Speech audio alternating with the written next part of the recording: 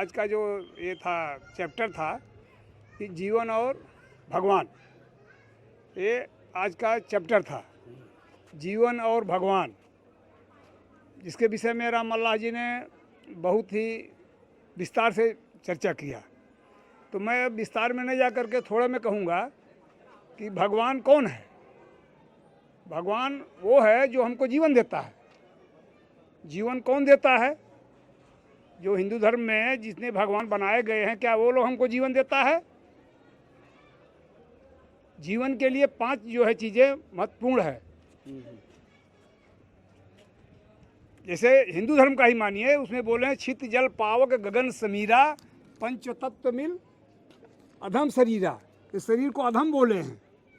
ये पंच तत्व मिलकर के ही जीवन बनता है। अभी आप बहुत से ग्रह देखे होंगे, उस पर जीवन नहीं है। क्यों जीवन नहीं है? इसके लिए नहीं कि पंच तत्व नहीं वहाँ पर है। जीवन के लिए पंच तत्व जरूरी है। छित मतलब पृथ्वी, जल मतलब पानी, छित जल पावक माने अग्नि, गगन समीरा हवा और आसमान। ये इतने चीज़ें मिलकर कोई भी जीव, मनुष्य नहीं, कोई भी जीव को पैदा करने के लिए ये 5 तत्व जरूरी है। तो ये कहाँ पर मिलता है? प्रकृति के द्वारा मिलता है हमको। यहाँ पर हमको सिफारिश नहीं करना पड़ता है। मंदिर में जा कर के हमको प्रार्थना नहीं करना पड़ता, भगवान हमको बेटवा पैदा दे दो, हमको बिटिया पैदा दे दो। वो भगवान है ही नहीं है। जिसका निर्माण हम खुद करते हैं, मंदिर को हम बनाते हैं, मूर्ति को हमारे भाई बनाते हैं, तो भगवान कैसे हो गया भाई? जिसको हम खुद बना रहे हैं वो भगवान कैसे हो गया? भगवान तो वो है जो स्वतः पैदा होता है, जो स्वतः है और दूसरे को जीवन देता है, वो भगवान है। उसी को बुद्ध जी ने विस्तार से बताया है कि भगवान नाम का कोई चीज़ इस पृथ्वी पे नहीं है।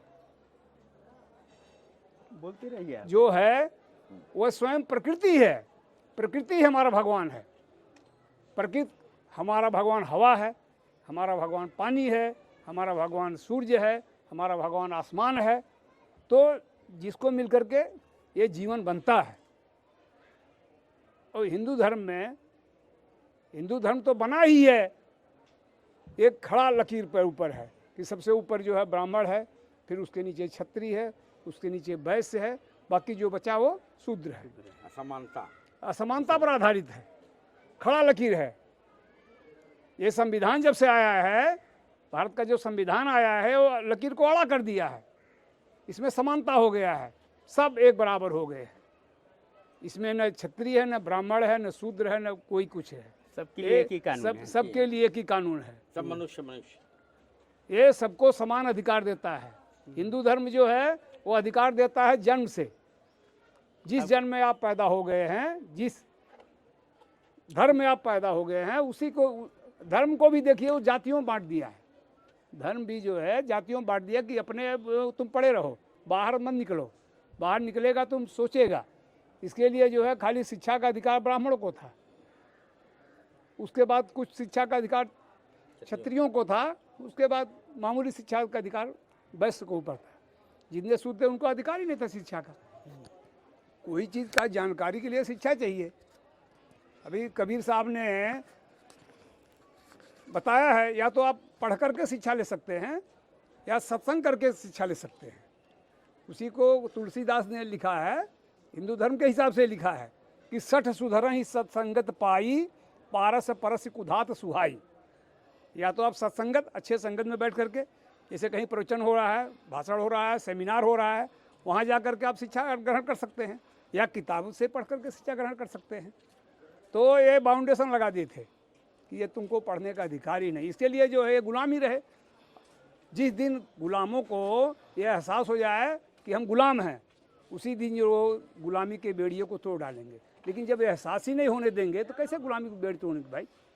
क्यों एहसास नहीं? जब आप शिक्षा ही नहीं करेंगे, शिक्षा ही नहीं आपको मिलेगा, अब आप सत्संग भी नहीं जाएंगे मंदिर में जाएंगे, वहाँ सत्संग करेंगे, ढोल मजीरा बजाएंगे, भगवान का कीर्तन करेंगे, वहाँ मरेंगे। आपके दिमाग में तो वही घुसेगा ना कि भगवान देगा।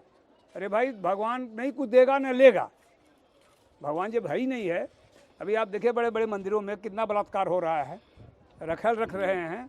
दक्षिण के भारत के मंदिरों में देखिए देवदासी रखते थे, अभी भी हैं। उनके जो बच्चे पैदा होते जगन्नाथ थे मंदिर में अभी उनको 200 हरिजन बोलते थे। देवदासी ये हरि, हाँ हरि के जन है ये। हाँ, भगवान के पुत्र हैं। हाँ अभी साले तुम वो हरिजन है तो बाकी सब क्या है, दुर्जन है वो। बाकी सब दुर्जन है। वो जो मंदिरों में जो देवदासियाँ रखे हैं उनके बच्चे को हरिजन बोलते हो, और जो बाकी जो पैदा होते हैं वो क्या दुर्जन है? तो वो आपका भला करेगा कि अपना भला करेगा? जो है, जो धर्म खाली एक ही आदमी को पूरा अधिकार देता है, ईश्वर का अधिकार देता है, भू देवता बोलता है। देवता दो रहते हैं, एक उधर रहता है, ऊपर रहता है, एक नीचे रहता है। नीचे वाले देवता को भू देवता बोलते हैं और ऊपर वाले देवताओं को ईश्वर बोलते हैं। तो यहाँ का जो मालिक है भू देवता है, वो पूरा जो है यहाँ का रक्षा करता है। जो नियम कानून बनाता है भू देवता करता है।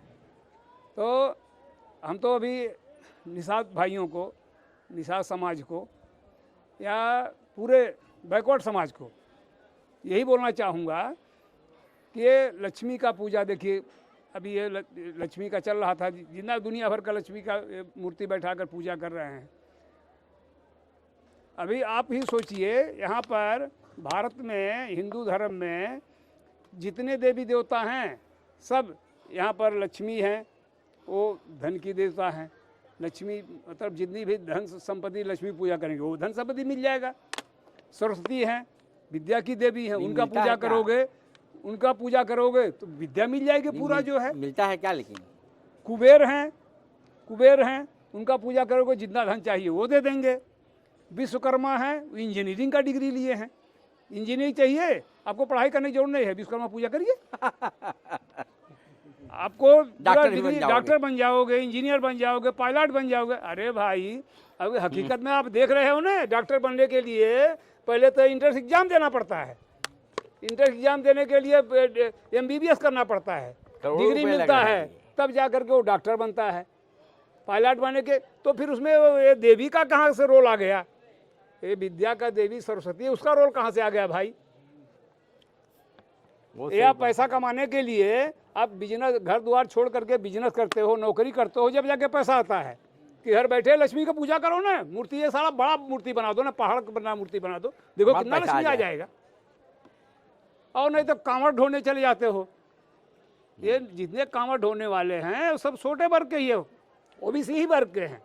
मैं निषाद, विशेषकर निषाद समाज के अशिक्षा के कारण है। अच्छा, जो शिक्षित हैं वो भी जो है वो ये इसके ऊपर वो रतन विद्या वाले हैं, खाली डिग्री ले लिए हैं, वो नौकरी के लिए कर लिए हैं, लेकिन उनको जो ज्ञान नहीं हुआ है कि मतलब हम किस वातावरण में जी रहे हैं, हमको हमारा कौन दोस्त है, हमारा कौन दुश्मन है, हमको कौन ठग रहा है और हमको कौन दे रहा है। तो अभी थोड़ा आप भी बोलिएगा, ज़्यादा नहीं थोड़ा बोलिए, चर्चा हो गया है। मैं लास्ट में रमाकांत भाई बोले। नहीं, लास्ट में यही कहूँगा कि आप लोग जो है इस पर ज़रा सोचिए। मैं जो कह रहा हूँ उसको मत मानिए। बुद्ध ने कहा है कि मैं जो कह रहा हूँ उसको भी मत मानिए।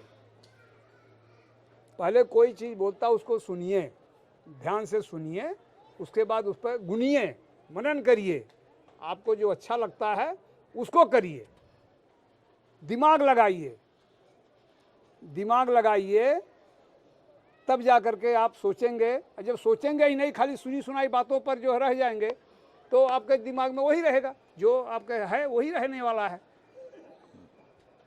अभी देखिए, ये जो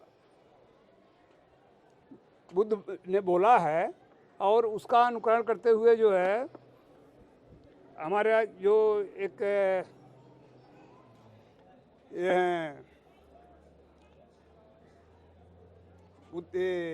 जो ये बंदे जी, हाँ, ये जो देवेंद्र यादव जी ने जो बनाया है SS भारतीय शूद्र संघ, उनका एक ही सिद्धांत है, 3 सिद्धांत है, ध्यान, संविधान और आइकान। ध्यान, संविधान, आइकान। ये संविधान जो है वही हमको अधिकार दिया है, न कि हमको भगवान ने अधिकार दिया है। तो पहले कहीं भी जो आप बैठिए, 4 आदमी मिलिए अपने घर में जो क्रियाकर्म होता है, शादी ब्याह होता है, वहाँ पर यहाँ इकट्ठे होते हैं, वहाँ पर मिल करके पहले ध्यान लगाइए, फिर संविधान के ऊपर चर्चा करिए, फिर आइकान, हमारे आइकान कौन है? हमारे आइकान देवी देवता नहीं हैं, हमारे आइकान भीमराव अंबेडकर हैं, हमारे आइकान पेरियार साहब हैं, गौतम बुद्ध जी हैं, कबीर साहब हैं, रविदास जी हैं। इन्होंने जो है तर्क, जहाँ पर तर्क है उसको माने हैं। धर्म में और विज्ञान में यही फर्क है। धर्म खाली शिक्षा देता है, मतलब धारण कर लो, जबकि तर्क जो है, विज्ञान जो है, पहले उसको तर्क की कसौटी पर कसता है। सही क्या है, गलत क्या है, उसका निर्णय देता है कौन? विज्ञान देता है। तो उसको मानिए और अपने बच्चों का, अपने भविष्य को देखते हुए आगे का कार्य करिए।